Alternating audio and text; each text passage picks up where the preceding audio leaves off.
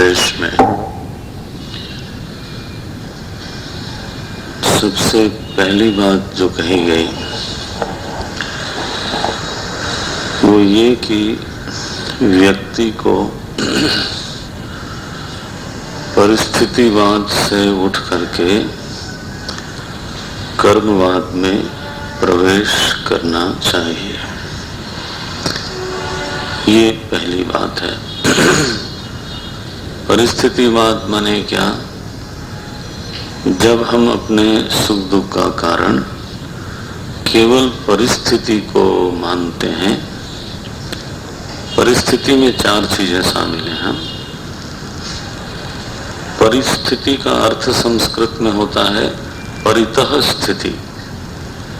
हमारे आसपास की जो स्थिति है उसको बोलते हैं परिस्थिति। जिन चीजों से मैं घिरा हुआ हूं उसको कहते हैं परिस्थिति। उसमें चार चीजें प्राय आती हैं: देश, काल, वस्तु, व्यक्ति। मैं हमेशा कहीं न कहीं होता हूं और एक काल विशेष में मेरी स्थिति हमेशा होती है। जैसे इस समय संध्या काल है, उसमें मैं हूं, तो इस संध्या काल का मेरे ऊपर प्रभाव पड़ता है। दोपहर का प्रभाव पड़ता है, सुबह का प्रभाव पड़ता है। तो काल का मनुष्य के ऊपर प्रभाव पड़ता है।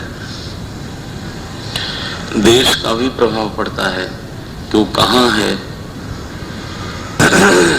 अभी हम सब्जी मंडी में हो तो है ना, थोड़ा देश बदल जाए तो उसका प्रभाव पड़ता है। ये स्थूल दृष्टांत दिया मैंने। अगर किसी की संवेदना जागृत हो तो वो ये भी अनुभव कर लेता है कि इस कमरे का प्रभाव सात्विक है, इस कमरे का प्रभाव राजसिक है, इस कमरे का प्रभाव तामसिक है, अनुकूल है, प्रतिकूल है, आध्यात्मिक है, भोग का है। हाँ, ये अनुभव हो सकता है। और कहीं कहीं अगर तीव्र संस्कार हो उस जगह के, तो अगर हमारी संवेदना न भी जागृत हो तो इसको बोलते हैं वेदांत में संप्रेषण। संप्रेषण माने एक चीज को आप ध्यान दे करके पहचानते हो और एक चीज स्वयं घुस जाती है आपके मन में। जैसे जोर से कहीं फिल्मी गाना बज रहा हो तो वो आपके ध्यान देने की प्रतीक्षा नहीं करने वाला है। वो तो कान में जाएगा और बार बार ध्यान को तोड़ेगा। तो एक तो विषय की ओर ध्यान देना पड़ता है, तब विषय अपने आप को प्रकट करता है। और कभी कभी विषय स्वयं इतना प्रबल होता है कि हम ध्यान नहीं देना चाहते और वो हमारा ध्यान ले लेता है। तो वो शब्द भी है, रूप भी है। इसीलिए तो बहुत बड़ी बड़ी होल्डिंग्स लगाते हैं लोग कि आप चले जा रहे हो और आपका जबरदस्ती ध्यान जाना चाहिए। संप्रेषण इसको बोलते हैं। कहीं कहीं स्थान पे प्रभाव इतना ज्यादा होता है कि व्यक्ति को लगता है कि ये बड़ा सात्विक स्थान है, लगता है कि ये बड़ा तामसिक स्थान है, ये सब भी लगता है। हम लोग एक बार लखनऊ में गए, पहली बार मैं गया गुरुदेव का दर्शन करने। वहाँ यज्ञ हो रहा था गुरुदेव का। तो मैं तो हिमालय से हाल हाल में आया हुआ था प्रयागराज। तो मेरे सेक्रेटरी साहब और हम दोनों लोग गए। तो रात्रि में कहीं ठहराया गया एक ही कमरे में। वो मुझे रात को नींद नहीं आवे 1-2 बजे। तो हमारे जो सचिव थे शिवशंकर सिंह, तो वो भी करवटें बदल रहे हैं। वो तो भूमि पे मर्यादा बहुत रखते हैं लोग, तो वो तो नीचे सो रहे थे। मैंने कहा शिव जी आपको नींद नहीं आ रही है? बोले महाराज जी नींद तो नहीं आ रही, क्या बात है मालूम नहीं। अच्छा बहरहाल वो तो बीत गई रात। सुबह नहा धो के जब हम लोग ब्रेकफास्ट टेबल पे गए तो जिनका घर था बहुत बड़ा घर था, बोले स्वामी जी आप लोगों के आने से हमारा कमरा पवित्र हो गया। तो 2 साल से हमारे पिताजी बीमार थे, उसी कमरे में रहते थे।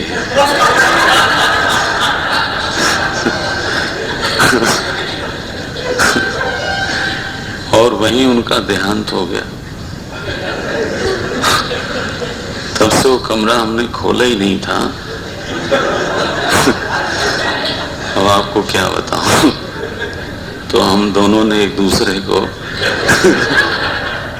देखा कि अच्छा तो अब यही है, कमरा पवित्र करने का काम शुरू। क्या क्या किया जाए। वो संप्रेषण है, उस स्थान का इतना चित्त पर प्रभाव पड़ा कि चित्त लय ही नहीं हुए। सोचो आप। तो देश भी परिस्थिति में शामिल है। इसीलिए साधन करने वाले को कहा जाता है एक जगह छोटी बड़ी कोई कैसी भी बनाओ जहां केवल साधना के संस्कार हो। वहां बैठ के आप पढ़ो, साधना करो, जप करो, भजन करो। सब काम बिस्तर पे मत करो, है ना।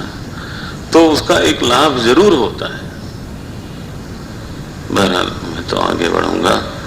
तो काल का प्रभाव है, देश का प्रभाव है, वस्तु का प्रभाव है।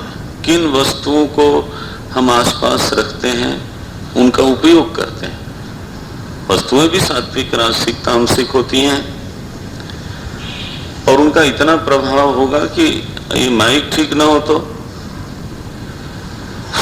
गड़बड़ हो जाएगी, आसन ठीक ना हो तो गड़बड़ हो जाएगी।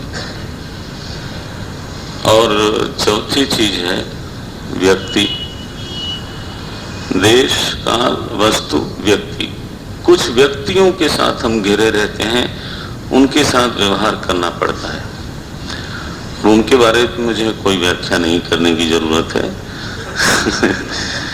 क्योंकि उनका चित्त पर कितना प्रभाव पड़ता है वो तो आप सभी जानते ही हो।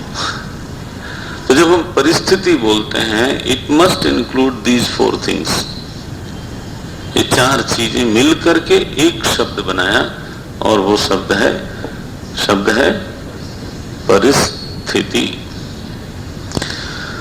जब हम परिस्थितिवादी होते हैं तो हमारा पुरुषार्थ क्या होता है कि अगर देश अनुकूल नहीं है तो देश को बदल दो, वस्तु अनुकूल नहीं है तो वस्तु को बदलो, बाजार से दूसरी चीज ले आओ। और काल अनुकूल नहीं है तो काल को कैसे बदलेंगे। काल अनुकूल नहीं है तो अंगूठी बदलो। आप तो समझते हैं यही होता है ना। ज्योतिषी जी ने कहा कि समय आजकल आपका ठीक नहीं चल रहा है,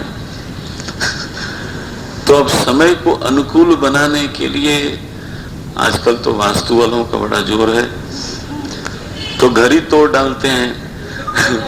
पहले उसी घर में ठीक से रह रहे थे, लेकिन अब वो मैं इसकी आलोचना नहीं कर रहा हूं लेकिन हमारा प्रयास क्या होता है कि जो समय खराब चल रहा है वो धीरे धीरे हमारे अनुकूल हो जाए, बस और क्या। तो अंगूठी का स्टोन बदला, पहले हरे रंग का था, अब सफेद रंग का होगा, कभी पिंक रंग का होगा, तो पता नहीं क्या क्या होता रहता है। काफी महंगा भी होता है और ज्योतिषी लोग आराम से बोल देते हैं तो तो काल परिवर्तन, देश परिवर्तन, वस्तु परिवर्तन और पॉसिबल हो तो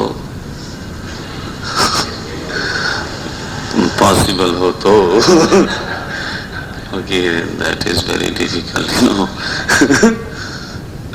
थोड़ा तेज करेंगे क्या? तेज ही रखा करो, मेरी आवाज तो व्यक्ति परिवर्तन भी करता है व्यक्ति, बल्कि कई बार तो ऐसा कहा गया कि मेकिंग एंड ब्रेकिंग इसी में जीवन जाता है। कुछ लोगों के साथ बनाना और कुछ लोगों के साथ बिगाड़ना। शंकराचार्य जी ने इसका उल्लेख किया, मा कुरु यत्नम विग्रह संधौ। भजगोविंदम की कल बात हो रही थी, तो मां कुरु यत्नम विग्रह संधौ। हमारा पूरा समय विग्रह में संधि में, विग्रह में संधि में, इसमें जाता है। परिस्थितिवादी का जो पुरुषार्थ है वो इसी एरिया में होता है, और वो पूरा प्रयास करके, प्रयास माने यहां तक कि अगर कर्म बिगाड़ना पड़े तो बिगाड़ लेगा। अगर अपने कर्म बिगाड़ करके भी देश परिवर्तन होता है, व्यक्ति परिवर्तन होता है, काल परिवर्तन होता है। महाराज, लोग अपना समय ठीक करने के लिए दूसरे के ऊपर तंत्र कर देते हैं, नहीं, टोटका क्या बोलते हो यहाँ, उपचार करते हैं ना लोग। उसको कुछ खिला दिया, उसको कुछ, और वो कष्ट में होता है, कई बार ऐसा देखा जाता है। और ज्योतिषी जी ने या तांत्रिक ने बताया कि ये उसको खिला दो, अब वो भोगे, आप ठीक हो जाओगे। आप कभी ठीक नहीं हो सकते। हाँ, टेम्परेरी शायद दिख जाए, शायद, लेकिन दुष्कर्म करके आप अपनी परिस्थिति ठीक करना चाहते हो, और परिस्थिति तो कर्म का परिणाम है। कर्म को और बिगाड़ लिया तो परिस्थिति को और बिगड़ना ही है। लेकिन परिस्थितिवादी को यह समझ में नहीं आता, वो ऐसे ही जीवन खराब कर देता है। लक्ष्मण जी का पहला जो उपदेश है वो यही है कि आप परिस्थितिवाद तो छोड़ दो, कर्मवाद में प्रवेश करो, और ये आप समझिए उत्क्रांति है। व्यक्ति अपने कर्म को संभाले और हर दिन उसके लिए एक अवसर लगना चाहिए। कभी बैठे बैठे हम सोच रहे थे कि नया साल पे मैंने पूछा भी कुछ मित्रों से कि काल का प्रवाह तो अखंड है, यू नो, उसमें दिन रात की व्यवस्था परमात्मा ने क्यों की होगी? घंटे मिनट की व्यवस्था क्यों की होगी? काल में जो विभाग की संभावना है, अगर वो विभाग की संभावना नहीं होती तो हम विभाग नहीं कर सकते थे।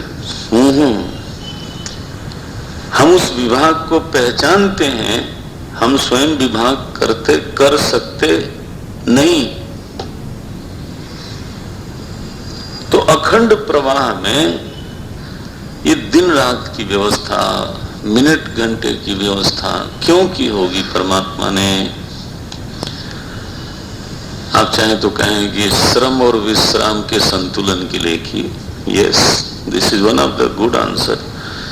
श्रम और विश्राम दोनों में संतुलन होना चाहिए। केवल श्रम हो वो टूट जाएगा आदमी, केवल विश्राम हो तो उसकी रचनात्मकता खत्म हो गई, उसकी कोई क्रिएटिविटी नहीं है। दोनों का तो संतुलन होना चाहिए।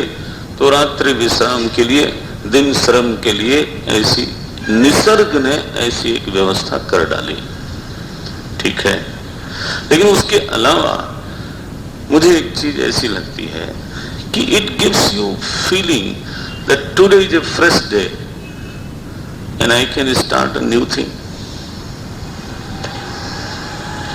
जब हम सो के उठते हो सुबह, तो एक भले ही अखंड प्रवाह है, कंटिन्यूटी है, बट कहीं ये महसूस होता है कि आज एक नया दिन है और मैं इसको नए ढंग से शुरू कर सकता हूं, है ना? कि आज नया वर्ष है, हाँ, तो मैं कोई अपने लिए कोई नया नियम, है ना, कोई नई जीवनचर्या, बेटर जीवनचर्या अपना सकता हूं कि इस वर्ष मैं इस तरह से रहना चाहूंगा और इस वर्ष मेरे जीवन में यह चीज व्रत के रूप में रहेगी। नया वर्ष पटाखा छोड़ने के लिए थोड़ा होता है, एटलीस्ट हम लोग ऐसे ही महसूस करते हैं कि आप स्वागत करते हो नए वर्ष का, किस रूप में? Some resolution has to be taken, कोई रिजॉल्व करिए कि यह वर्ष हमारा ऐसा होना चाहिए और हम इस लाइफ स्टाइल को अपनाएंगे, और वर्ष के अंत में जरा अकाउंट भी लीजिए, बैलेंस शीट बनाइए कि जो मैंने रिजॉल्व किया था 1 जनवरी को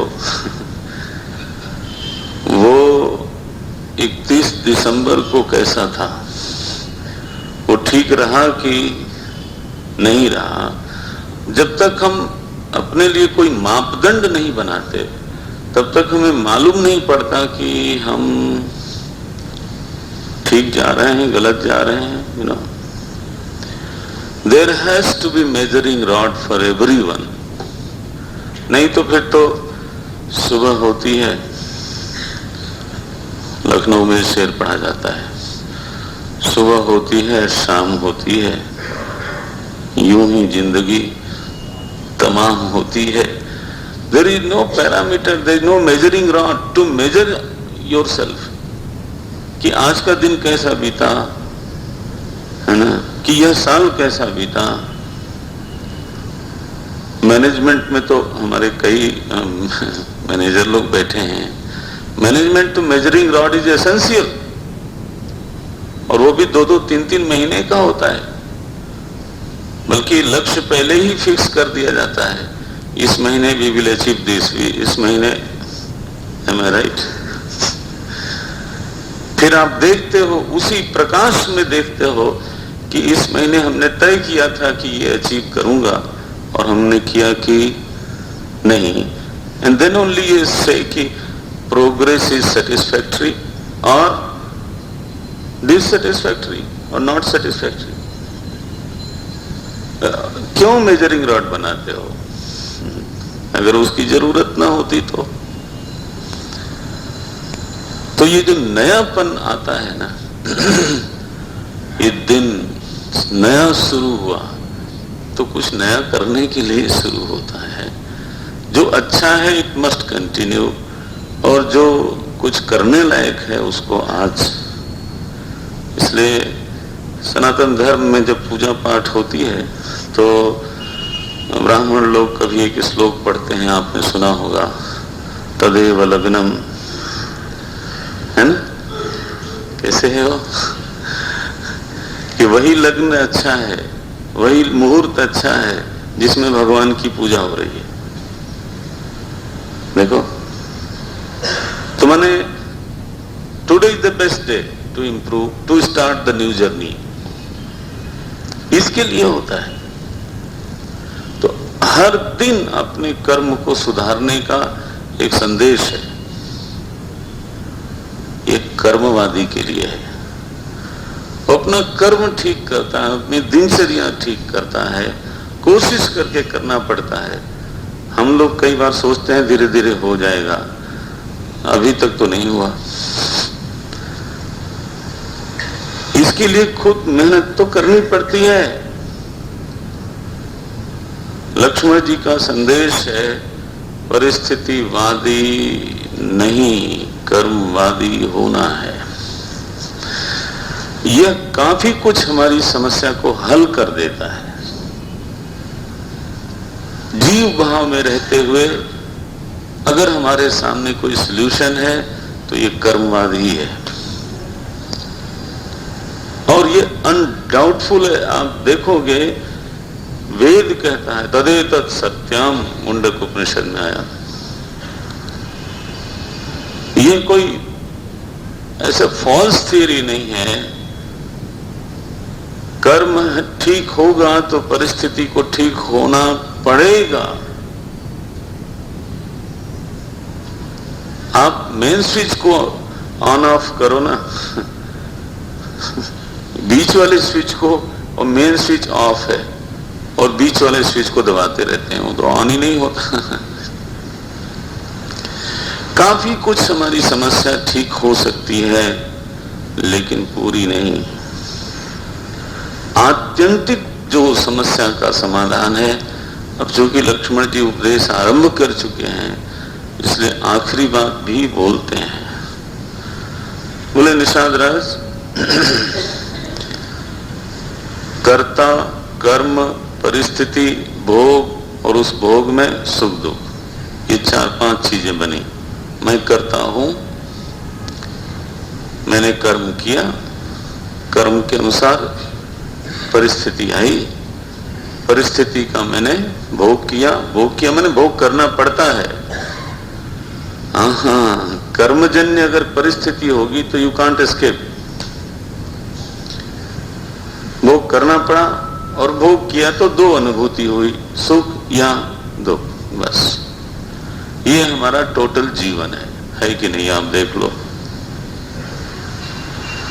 कोई कितना भी प्रबल हो, निर्बल हो, शिक्षित हो, अशिक्षित हो, देशी विदेशी हो, सभी के जीवन का ये हाईवे है। आप कर्म करते हो, तदनुसार परिस्थिति बनती है,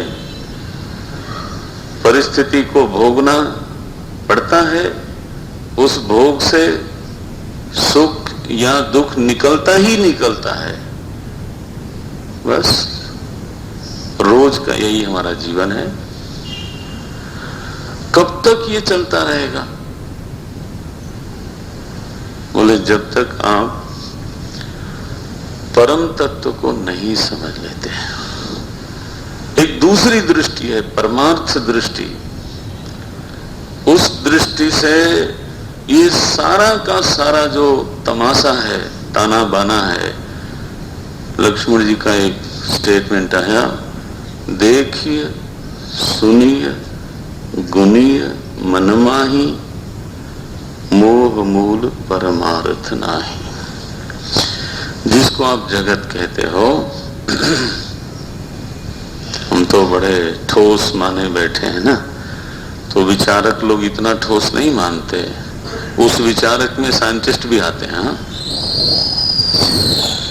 ये साइंटिस्ट लोग वैसा ही जगत को नहीं मानते जैसा ये दिखता है।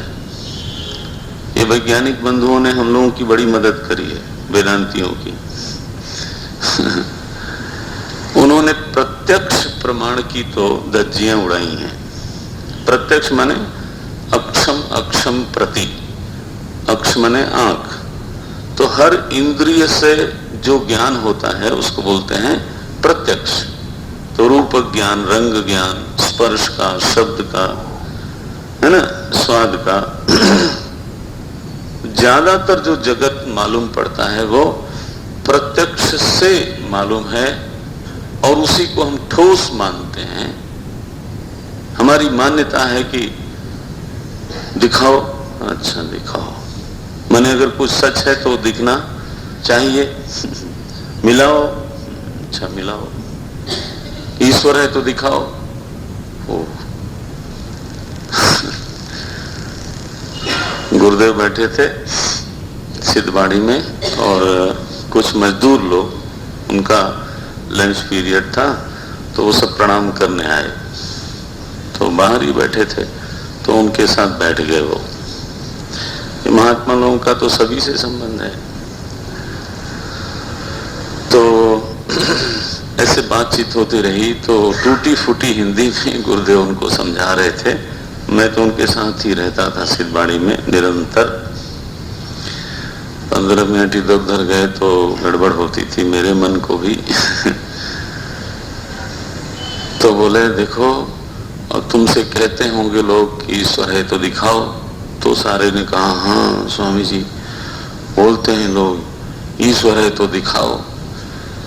तो बोले अगर वो सामने वाला थोड़ा इतना मजबूत ना हो, कमजोर हो, तो उसको एक घूंसा मारो कहीं।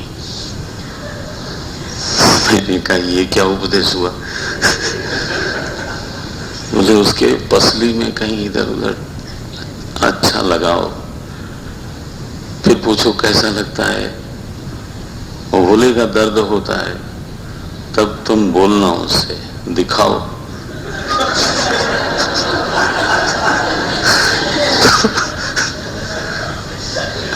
मेरी हंसी रुकी नहीं महाराज। मैंने कहा ये उपनिषद पढ़ाने वाले महात्मा, दुनिया के प्रबुद्ध लोग जिनको प्रणाम करते हैं, ये ऐसा भी उपदेश करते हैं, मुझे मालूम नहीं। बताओ। बोले हर चीज प्रत्यक्ष से सिद्ध हो ऐसा तो आवश्यक बिल्कुल नहीं है। बहुत सी चीजें हैं जो अंतः प्रत्यक्ष है। अंतः प्रत्यक्ष माने चित्त में मालूम पड़ती हैं, आंख से नहीं मालूम पड़ेंगे। सुख है, दुख है, दर्द है, नहीं श्रद्धा है, संदेह है। बोले मुझे संदेह है, आप दिखाओ। You can't. लेकिन प्रत्यक्ष के प्रति इतना भरोसा है हम लोगों का। तो हमारे वैज्ञानिक बंधुओं ने कमाल किया। बोले जिस रूप को आप ठोस मानते हो, असल में उस रूप को आप देखते ही नहीं। You see only reflected light. नहीं, प्रकाश गिरता है रूप के ऊपर, परावर्तित होकर के आपके रेटिना पे आता है, आंख में आता है, और उसी को आप देखते हो। तो कोई व्यक्ति ये दावा नहीं कर सकता कि यह रूप ऐसा ही है। आप प्रकाश की किरणें देखते हो, रूप को। बोले पुष्प में ये लाल रंग का पुष्प है, पीला रंग का पुष्प है। वैज्ञानिकों ने कहा कि यही रंग उस पुष्प में नहीं है। जो रंग आप देखते हो वह रंग उसमें नहीं है, बाकी रंग उसने ऑब्जर्व कर लिया। जो रंग वो ऑब्जर्व नहीं कर पाया वो रंग सरफेस पे दिखता है। So that is the only colour which is not there. और आप कहते हो ये लाल रंग कहाँ है? बोले पुष्प में है। देखो, हम पृथ्वी को स्थिर मानते हैं, उन्होंने कहा गलत बात है। प्रत्यक्ष तो यही बताता है ना कि पृथ्वी स्थिर है। उन्होंने कहा चल रही है, वो भी दो तरह से, अपनी धुरी पे भी घूमती है और सूर्य की परिक्रमा भी करती है। प्रत्यक्ष ने कहा सूर्य चलता है। उन्होंने कहा बिल्कुल नहीं चलता, शांति रखो। देखो, प्रत्यक्ष ने कहा पृथ्वी चपटी है। हम जिन तारों को देख के खुश होते हैं, वैज्ञानिक बंधुओं ने कहा कि हो सकता है वो वहां पर हो ही ना। यही तो, वो तारे तो मूव कर जाते हैं, लेकिन वो इतनी दूर है कि उनकी लाइट अभी तक हमारी आंख से टकराती है और हम कहते हैं वहां एक तारा है। आप पक्का नहीं कह सकते कि वहां वो तारा है ही। जरा इस प्रत्यक्ष को इतना ज्यादा नंबर देने की जरूरत नहीं है। यह प्रत्यक्ष बहुत मिसलीडिंग है।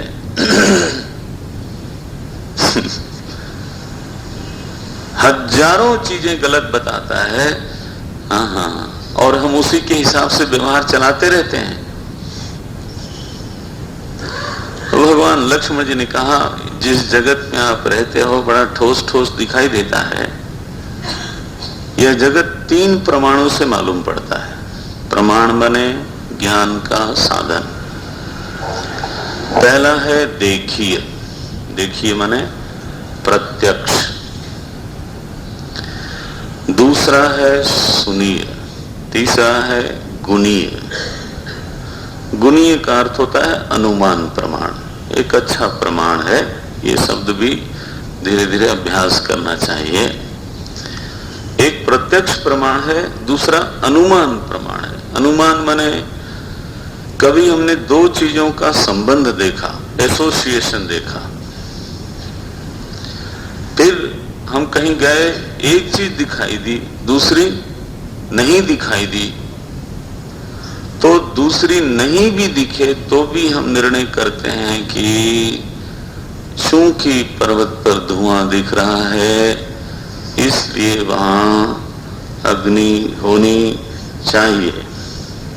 देखो, अग्नि देख नहीं रहे हैं, लेकिन धुएं और अग्नि का संबंध देख लिया, कंफर्म संबंध है, तो एक को देखने से दूसरे का अनुमान किया। यह सिद्ध हो गया कि कार्य कारण संबंध रहता ही है, कार्य है तो कारण होगा ही। तो नदी में बाढ़ देखी तो अनुमान किया कि कहीं न कहीं बरसात होनी चाहिए। देखो नारायण, ये जो हमारा गणित है ना, ये सारा अनुमान प्रमाण ही है। कभी हम वेदांत ऐसे दूसरे ढंग से भी पढ़ेंगे तब चर्चा हो सकती है। जितना भी गणित का विज्ञान है, it is all inference only. Inference माने ढीला ढाला नहीं। साल भर पहले पंचांग में निकल आता है कि इस तिथि को इस दिन इतने बजे से इतने बजे तक सूर्य ग्रहण होगा। अब ये प्रत्यक्ष तो नहीं है, कैसे जाना? ये अनुमान प्रमाण है। गणित हुई, आपने देखा कि सूर्य का, पृथ्वी का, चंद्रमा की गति ये है, इनका परस्पर गति का जो रेशियो है वो ये है। And you realise the one unit, एक यूनिट आपने पकड़ लिया और फिर उससे गणित किया, मल्टीप्लाई किया। हाँ? और मल्टीप्लाई करते करते आपको मिला कि 1.5 साल बाद ये तीनों ऐसी लाइन में आएंगे जिसमें सूर्य ग्रहण होना चाहिए या चंद्र ग्रहण होना चाहिए। और आप डिक्लेयर करते हो, आज डिक्लेयर करते हो 2 साल आगे की बात को, इसको अनुमान बोलते हैं। ये टोटल मैथ है, ये अंदाजे को अनुमान नहीं बोलते, कृपा करना। हाँ, वेदांत में मेरा अंदाज है, इसको अनुमान नहीं करते। अनुमान बहुत ठोस प्रमाण है, पूरा विज्ञान अनुमान पर टिका है। कार्य कारण की खोज पर ही जितनी धाराएं हैं विद्याओं की, सब इसी पर टिकी हैं।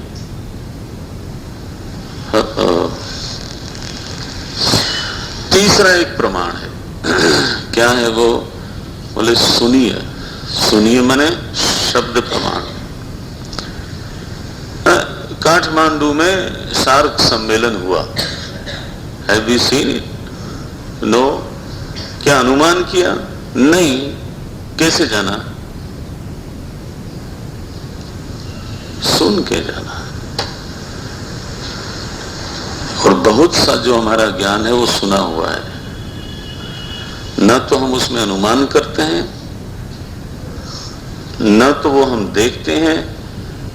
अधिकतम जो हमारा ज्ञान है वो सुना हुआ है। एक अमेरिका नाम का देश है, क्या आप अनुमान करते हो?